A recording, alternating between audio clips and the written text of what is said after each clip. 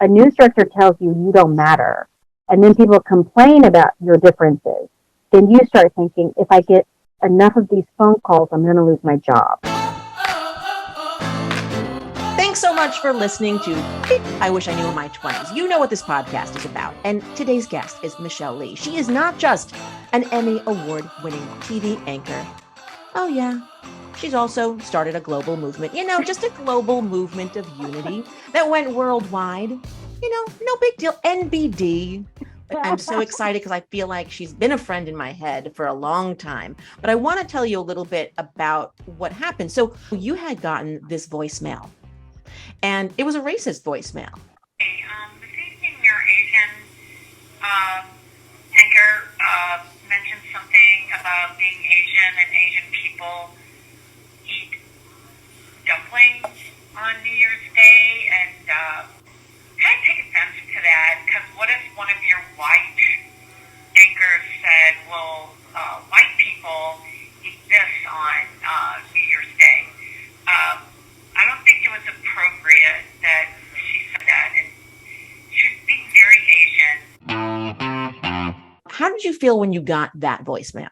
Oh my gosh, Debra, it was crazy because the voicemail was super racist, but in a very nice kind of way.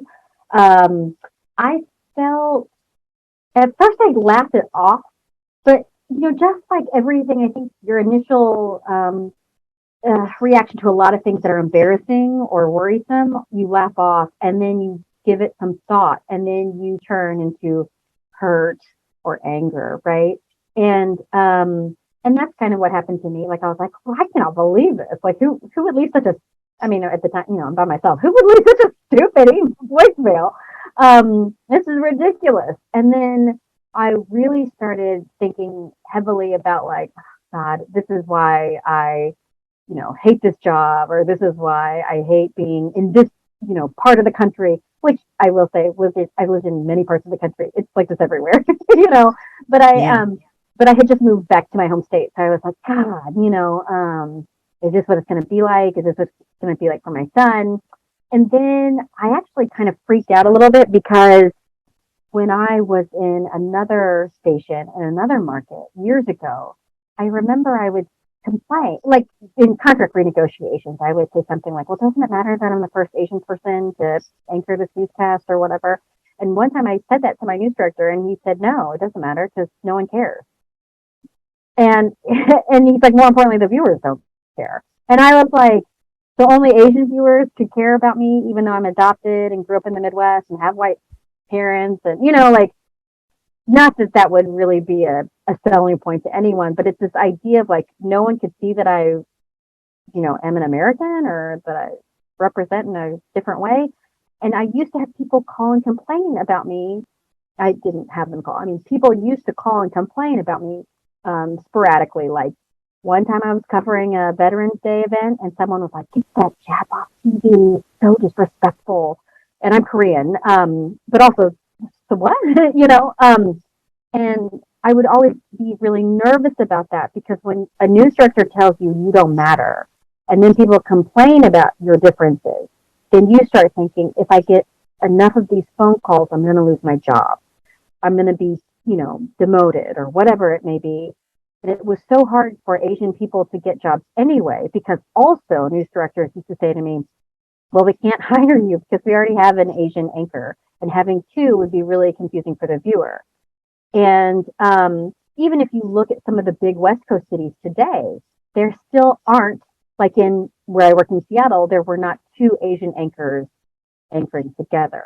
So there were more than one Asian person, but it's this idea of, like, we couldn't have two of you next to each other. We couldn't have two of you in this, we couldn't have four of you on a given newscast. So I was just always really nervous about that. And so when that woman called, I was thinking, oh, here it goes again. Like, maybe I'm going to lose my job because I'm too different for the viewers. And so I just kind of panicked too, so I had a lot of different feelings. Long story short.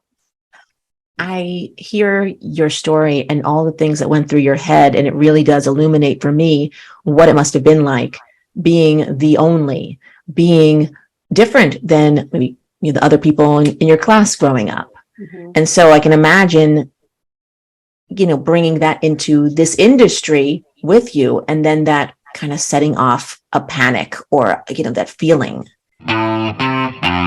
You made that video, and what happened next? Well, it's funny because I did put it out on social media. I did tag people, but I really didn't think anyone would answer because I mean, I feel like I've done that a lot of times, like put something on social media, and never really expected people to respond. But then my friend Gia Vang, who works in Minneapolis, who we actually never met in person until this summer, but like we became friends after the Atlanta shooting. She posted about what she posted about Hmong food, and then used the hashtag Very Asian, and then Very Asian went like wildfire. It just spread, and people started using the hashtag Very Asian to share their multiracial gatherings or their multicultural celebrations, or using solidarity hashtags like very Jewish or openly Black, and people really started, like just all around the world. Started sharing their stories. The world. The world. It was crazy. And we know this because we also, I mean, aside from seeing the hashtags, we, saw celebrities, politicians using it and sharing stories. And then we sold shirts to raise money for journalists, for Asian American Journalists Association. And we sold shirts like to Holland and Germany and Korea and Australia, Canada. And I loved it. We had like, we would see like the Bronx and Los Angeles. And I mean, it was just, it was really incredible. We actually had to stop the t-shirt sale early because we were afraid that we wouldn't be able to fulfill those shirts. I think we sold like 3,000 shirts in 5 or 6 days, and we had to stop. Oh my God. It just took off. Yeah, it took off. It was crazy. And I should say one thing about it was, for 2 years, people were really using the hashtag like Stop AAPI Hate, Stop Asian Hate, and still do, and for good reason. But there was like this moment in time where people, instead of having a defensive post, were saying, "Hey, I'm proud of being me," and we're going to use the hashtag Very Asian to celebrate who we are. And so that was I think that's why it was kind of a uniting kind of moment. How did that make you feel that people in Holland and people in the Bronx and people all over the place were literally wearing a shirt to support you, that were buying shirts, were tweeting? How did that make you feel? Small.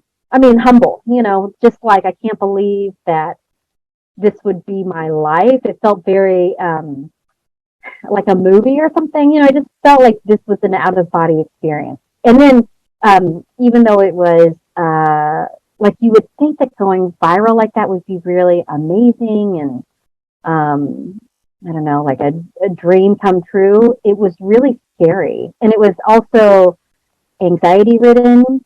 And I was always really worried. Okay, well, is someone gonna cancel me somehow?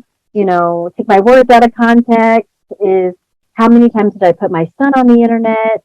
Am I gonna get fired now because I took it too far? Like, I was really super panicked about those beginning days because it felt like I was in uncharted territory. And once that train starts, it gets going. There's no stopping it. So actually, it was terrifying, pretty awful. So when did Ellen call? Because that is incredible.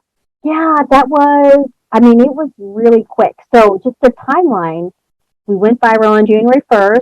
I did a commentary on January 3rd. Ellen called somewhere between then because I flew out on January 9th.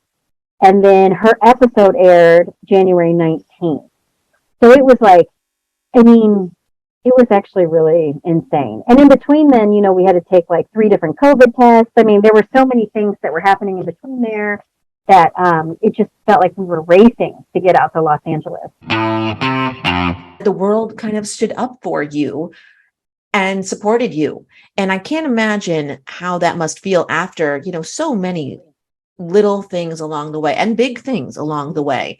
And I don't think people realize what it's like to have those microaggressions throughout your life. One thing that I think it's interesting is that, I was afraid that when this all happened too, that I would also be attacked from the Asian community, to be honest, because I am, there's this whole conversation about Asian Americans and their proximity to whiteness, or being the model minority, and all these things, or benefiting from that model minority myth. I was really afraid that people were going to come at me because I wasn't Asian enough. That's what I was afraid of. And I just felt so much comfort from other people who would say things like, I never felt Asian enough to stand up to, anti-Asian hate because I don't present as Asian, because I'm a quarter Japanese or half Korean or an adoptee. And first of all, I don't like fractions. I mean, people can identify however they want, but I always am like, we're full people. I don't want to say we're half of anything. But that being said, I think that experience of people reaching out to me gave me confidence. So like I have felt my confidence grow, and to validate the microaggressions that I've received throughout my life. And I'm hoping that that is also some sort of like confidence building for other people too, because I'm very Asian on the outside, 100%, like you see an Asian face, but like I would never sell out my husband, who is a white man, or my parents, who are white people, because they have been such supporters of me and my friends, and advocates for the Asian American community in their own ways. And do they have a different privilege because they can walk down the street in a different way, just like I have a different privilege because I can walk in the street in a certain way? But they were there. They were there doing work, I guess is what I'm trying to say. And so what I try to do when I talk to people too, it's not just like an Asian microaggression. We as women have faced so much in this industry.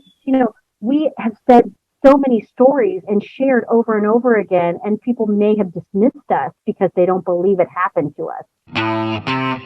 One thing that I remember, obviously I've watched the videos, and there was one thing you said that really stuck with me, that you had made yourself small over the years, here and there, not all the time. I too have made myself small to not upset others. Mm-hmm. And, this podcast is all about some beep we wish we knew in our 20s. And I just wish that sometimes I see, Gen Z, and I'm like, man, I just wish that I was so unapologetically who I am. I am now to a degree, but I wish I was different then. I wish that I kind of accepted myself then. Mm-hmm. Looking back, what is some beep you wish you knew in your 20s regarding shrinking? Oh. Or were you, or is there not a learning there? No, there is. I was just thinking of like all the times that I felt like I made myself small, but then I think like, what? Sometimes I still find myself in positions where I do things initially where I regret, where I made myself kind of like, oh, I'm sorry, or being apologetic, even though I stand in front of groups and say, don't be apologetic. Oh, I know. I say I'm sorry all the time. Yeah, Meanwhile, I tell people don't say it. Yeah, I know. It's hard to live, it's hard to live out those things. I think for me, I wish I knew when I was in my 20s about being small, is that you don't have to make yourself small. You really don't. But you have to find ways to maneuver situations so that it becomes instinct, and I never really got a good handle on that. I just would automatically make myself small for people when I really needed someone to say, hey, don't do that. Like, don't make yourself small for others. But if you have this response, this might make them question things. And just for an example, and I think in my 20s, I could definitely have related to this, that this happened to me in my 30s. I remember someone kept asking me to come in early, like for my shift. And I had really come in early a ton, like that month. And I was like, I'm really tired of coming in early because I'm not getting paid for this. But it was to accommodate 2 other people in the newsroom who had children, which I understand that now too, but they would still be working on their normal hours. And I was the only one coming in for free, to accommodate their needs because we were going to shoot something together. And I just said, I really can't do it. And this marketing manager was like, you don't have kids, right? Like that was just the next question. And I said, oh, no, but I have two dogs and that's like the same. Like I was like, I didn't know what to say. And what I wish that was me making myself small for that person, and I really wish I would have said, why do you ask? Just put like I had a therapist who was like, ask the question, why do you ask that? What does that mean? Rather than answering it and making yourself small because you don't know how to answer it, make it so that person has to say, because we don't value your life because you don't have children. That's what they were getting at. Or they would say, oh, never mind, just curious. But I mean, to me, it was like, you don't have to make yourself small, but having some sort of, I guess, like canned response or just some ways to maneuver life a little bit easier will not make you look like a total being, but would make you have other people question why they even asked you that to begin with. Just tools, resources, I guess, is what I'm trying to say. That is so important. I wish I had that. And I wasn't even in my 20s. I was in my 30s at this point too, when I was asked by somebody at a station I work with, well, what's your rent? She was a freelance reporter. I was a freelance reporter. Mm-hmm. And then I found out later she was using that against me by saying to the person who schedules us, well, she doesn't need to work as many days as I do because her rent is this. No. But I didn't know. And I was put on the spot and I answered it. What I should have said was, why do you ask? Yeah. You've got this book now that's coming out, and I'm really a very Asian guide to Korean food. It's a children's book. And I just want to hear about the thought process. Like, how did you think, like, oh, I got to write this book? Like, how did it all come to be? A woman named Karen Chan, who authored a book called What's That, sent me her book during this whole time period. And I loved it because my son thought he was the main character in her book. And that has never happened with anything that I've read to him. And so I thought, wow, this representation is amazing. Like, that he could think that he was the character of her book. And so I just reached out and I said, thank you for sending me the book. It's like amazing. Well, turns out she was an attorney who left the industry to form a publishing company so that she could create books that she believed needed to exist, just more inclusive books. And so when we started talking, she was like, well, would you want to write a kid's book? And I said, heck yeah, I've never done it, but can I do it? And so she said, yes. And here's what I think would be a good idea. And so we talked about it. And then there's like a writing process and editing process. I didn't realize that like kids' books, for example, have a certain amount of pages typically, just like little things like that. Or I was trying to write in rhymes and she was like, well, that's great, except for if we publish it in different languages. So I mean, there are like all these things that you don't even, the whole world of, publishing is very interesting. But I just love the fact that she is an Asian American woman who created this own path for herself because it wasn't in her mind there already. And if you talk to a lot of people in publishing or authors, they'll say, very, it can be exclusive in many ways. So we worked together. My sister helped me a ton too, because I was like, well, here's what I'm thinking, and she would say, oh yeah, and here's a story that, this happened to me with this food, or whatever. And so we would add that to the book. So I have to give my sister a big shout out for that.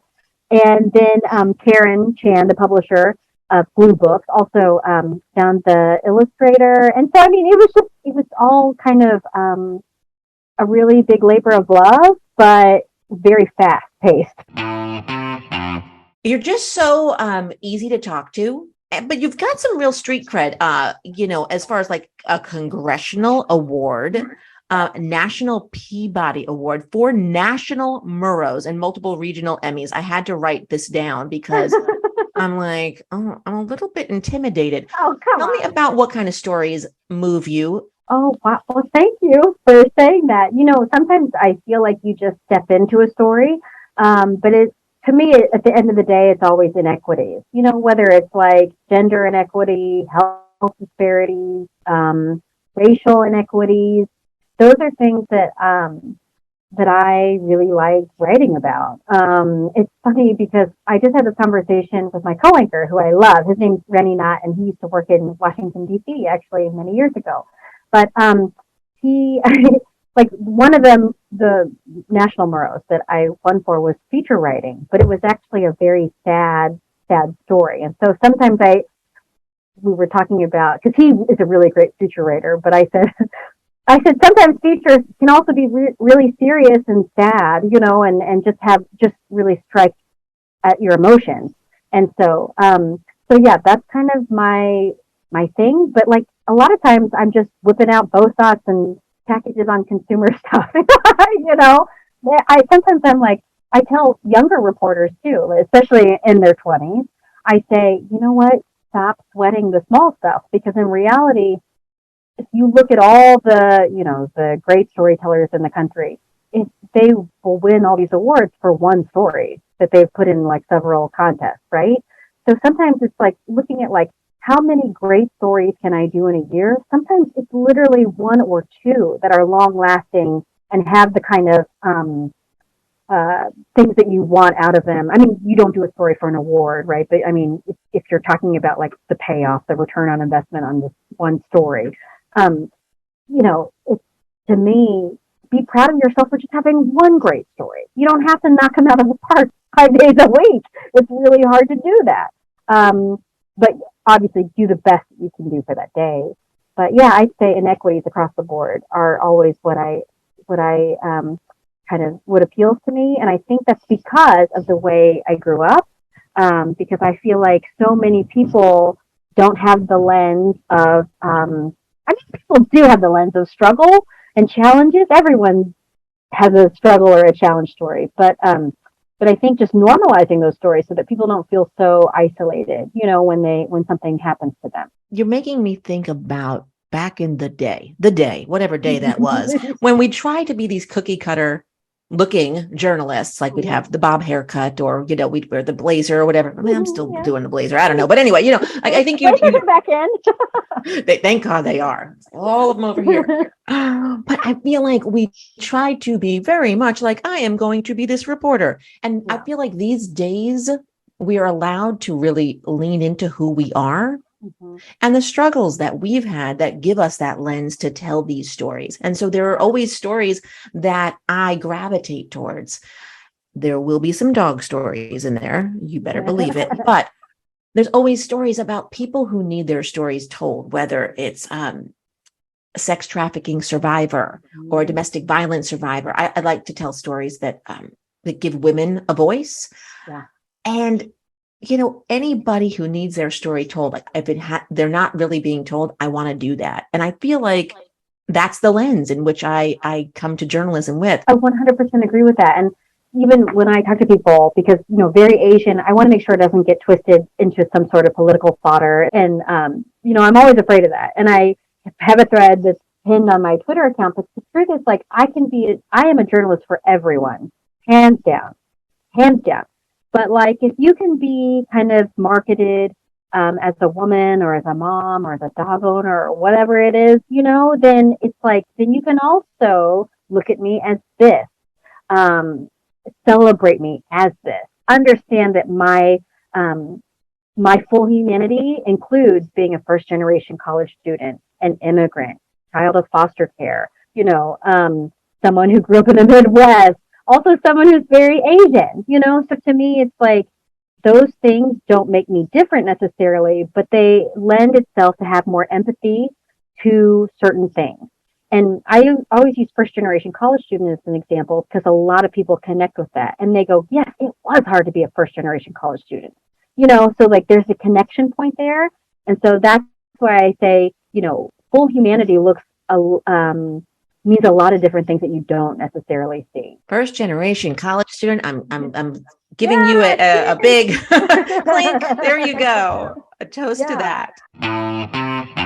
Was Ellen nice? Yes. Oh my gosh. Okay. So I had read stuff, I had read some things. She was amazing. And not only that, but like, when I got, right before I went out on stage, the segment producer was so nice, but he goes, Michelle, if there's a surprise, just go with it. What? What do you mean? What does that mean? Because they ask you a bunch of questions before you go on, Ellen. So they're asking you, like, if you could meet a celebrity, who would it be? Like, so I was like in my head in those 15 seconds before I went on. Like, I was like, oh my God, who's going to pop out of those, out of the corner? What's happening? And then I get there and, Ellen hugs me when I get on stage and I'm like, oh my God. And in my mind, she's like 6'4", but I don't know how tall she is actually.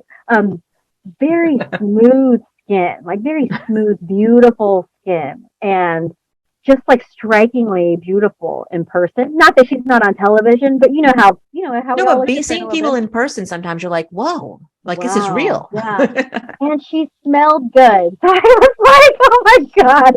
I was so fangirling and so nervous. Because I was also thinking like John Huge. Hamm's gonna jump out of the corner without a shirt on and give me a check or something. I don't know.